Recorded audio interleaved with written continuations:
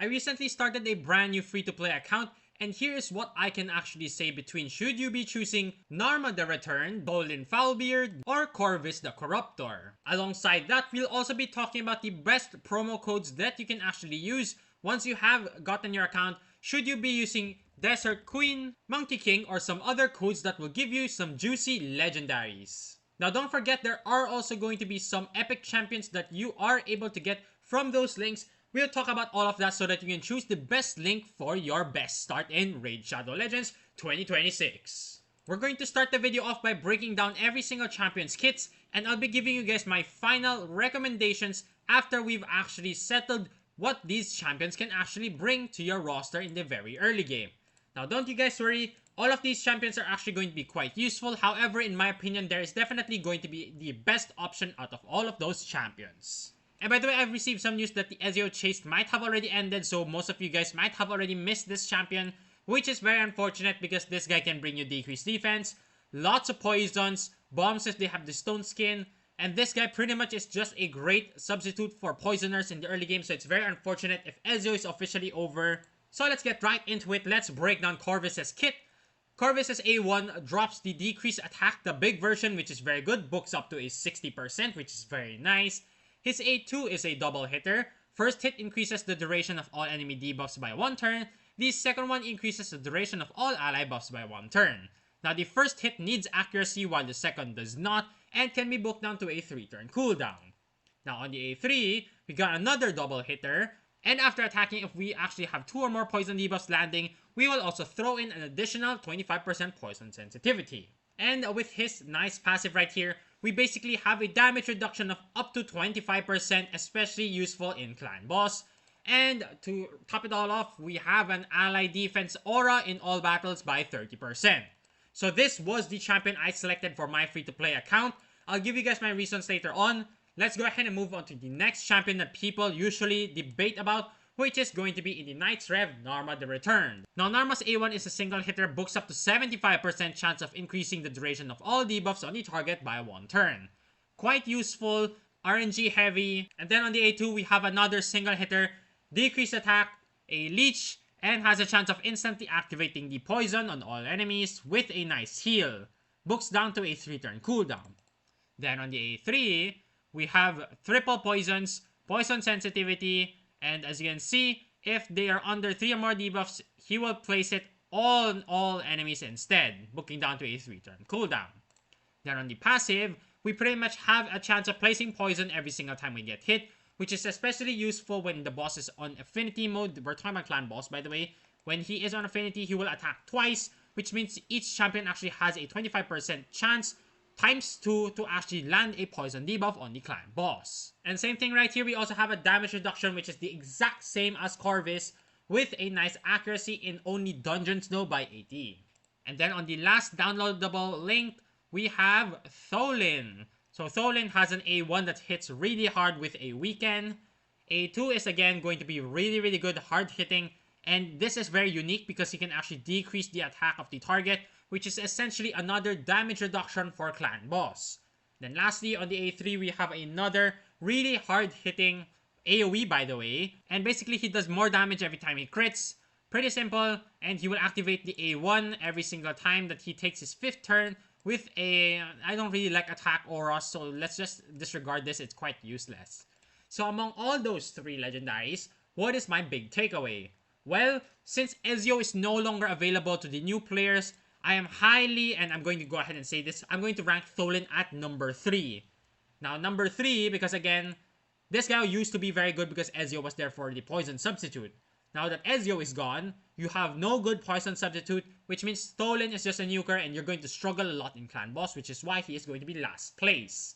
Next up, we have is going to be Narma the Returned.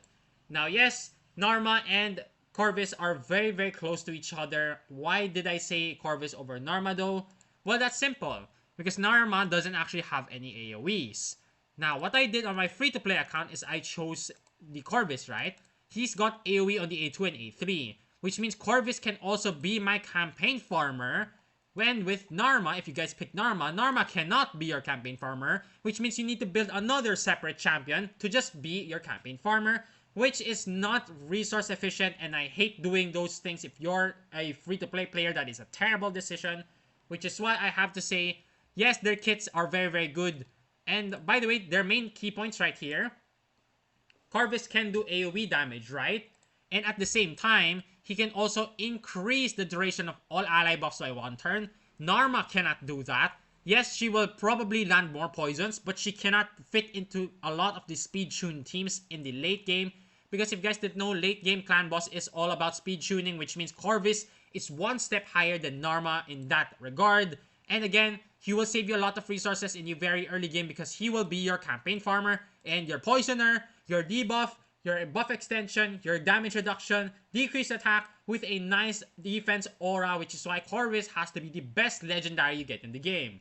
But here's the thing, there are also epic champions that come along with these legendary champions. One of those epic champions is going to be ridiculously good, and that's going to be Deacon Armstrong. Now, all of these links, I will be leaving them in the description, so make sure you guys do check them out. There are different combinations for these champions. However, I am going to say this right now, the best epic you could get from the link is going to be Deacon Armstrong. One of the fastest, and again, one of the best speed-tuned champions in the game. You get turn meter fill, turn meter reduction, and grants an extra turn. And then you can actually land decreased defense straight after. Speed aura, leech A1, very, very good for clan boss. Now, the next champion that I'm going to say that is really good that you can get from these codes is going to be Venomage. Venomage brings you the poison, heal reduction, decreased attack, decreased defense, instant activation of poisons, and then this passive is really nice because again, we have damage reduction on the passive with a small aura lead. Next up, I'm going to be talking about is another Sacred Order epic that is going to be Mordecai. Now, Mordecai is really good right here because Mordecai is probably the only epic you can get from these codes, which will help you in the later stages of Spider because he can actually bring you HP burn, and he also has turn meter reduction. This means Mordecai is going to be significantly better than the rest because he can actually help you in Spider and in Hydra, which will scale all the way up to the late game. So those 3 epics will actually scale very well all the way through the game. Now, I want to give you guys a special shout out, however, I will be talking about something else later on, another champion that's going to be significantly better, that's going to be Ugo. Now, what makes Ugo really good is we have the block buffs and decreased defense on the same scale, which will be very, very important for Hydra. And we also have a nice cleanse, an AoE revive if she is the last one alive, we can cleanse heal reduction, we also have leech, and then if she is the last one alive, we get block damage and increased speed, which scales very well to this skill right here where she can just AoE revive. Now, the most important part about her kit is the block buffs and decreased defense. However, there is a significant problem, which we are going to talk about right now. And let's go ahead and hop on to the next section, which is going to be the promo code. Which promo code should you actually be using? Well, in my opinion, the best one by far is going to be... drumroll please! Tuhanara. Her A1 is a decreased speed with a really nice sustain. By the way, the continuous healing on herself and the ally with the lowest HP is really, really good. She can even solo campaign in the early game up to Brutal. You can clear Brutal with just Tuhanara alone, which is why I say that this champion is going to be the best promo code in the entire game that you can claim. Because it's very, very important to get those 2 Sacred Shards on your first day. Because on your first day, you have a 2x Sacreds, which means if you can use Tuhanara and just solo the entire thing, you basically have 2 chances of a 2x Sacred on your first day. Then on the A2, we have decreased attack and block buffs, which also has a debuff spread. So the thing is, you want Tuhanara to go first on Hydra so that she can land decreased attack and block buffs on all of the heads. However, if you guys want to, let's spread HP burn, it also can work. She can spread basically any debuff that isn't a crowd control, so she cannot spread stuns. But she is still very good with the block buffs and decreased attack, which is why I'm saying right now, this champion really gets rid of the point of Ugo from the link, because she also brings the block buffs, which is very important. And then on the A3, we have an increased defense and increased speed for 2 turns on a 3-turn cooldown. This is one of the best skills you can possibly get in the entire game. There are only a few ones. I think maybe one can give you like an extra strengthen. But these types of skills are ridiculously overpowered, especially with the increased speed and increased defense. Helps you out like a ton on Clan Boss and Hydra and everywhere in the game. And then on her passive, if you guys are familiar with Doom Priest is very good because she gives a cleanse and healing.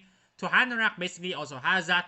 We can remove 1 random debuff from all allies, or we can remove 2 of them if they're under continuous healing. And like I said, we can actually have continuous healing on herself and another champion, which is going to be a huge thumbs up with synergy. Then she also brings a ridiculous accuracy aura on all battles, which makes the accuracy requirement on the early game by so much, it's like so much easier, because you get an extra 70 accuracy, which is basically 7 extra stages in the dungeons, and you can also have a lot more accuracy in clan boss, which means you can just build your champions to be way more tankier than they should be. Then the next legendary champion that I would consider using for the promo codes is going to be a Skinwalker's legendary, and that is going to be someone I actually own on my account. That is going to be Razelvarg. Now Razelvarg is very good because he actually hits very hard on the A1 and is also very helpful for Fire Knight. On the A2, we have Leech, and then heals himself for each Leech that he can actually place. Again, really hard hitting skill. On the A3, we have increased speed and increased accuracy. Increased accuracy is actually very hard to come by as a free-to-play account, so Razelvarg is very much helpful. But the only problem here is that the increased accuracy buff is actually not that useful, because when you actually use it, your accuracy is going to go way through the roof. You're going to just have too much excess accuracy anyway, and honestly, it's much easier to build accuracy compared to defense, which is what Tuhanerak actually brings. And then on the passive, this is a selfish passive. It just increases his own speed. So basically, he can cycle these skills way faster with a speed aura. So like I said, his main utility is going to be from a little bit of damage, increased speed, and increased accuracy. But again, I choose Tuhanerak because Tuhanerak brings us the increased defense and also brings us block buffs, decreased attack, healing, a lot of utility, which is why, honestly, Tuhanerak is way miles ahead of Razelvarg.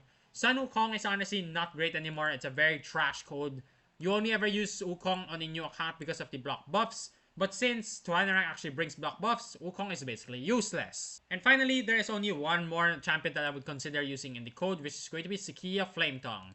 Now, if you guys start off with the same code that I used on my free-to-play account, you don't need Sakia because you will start off with Mordecai. But Sakia, basically, her only utility is AoE HP burn, which helps you guys out in Hydra and in the Spider. Everything else doesn't really matter. She can bring you an accuracy aura, which is worse than Tuhanerak's. She can also bring you, I guess, the weaken, decreased defense. And she can also insta-activate 1 tick of HP burn, which is honestly such a joke. If she could just insta-activate everything, that would be way quicker for spiders. But honestly, I prefer Mordecai over Sakia anyway. So honestly, unless you want to just challenge yourself, I wouldn't really pick out Sakia. Very difficult champion to pull off, and also needs a ton of books. Because one thing you need to keep in mind is you also need to book out those champions for them to actually be very good. And so, my final verdict, on the Google Sheets that you will find below in the description, the first link is going to be the best one.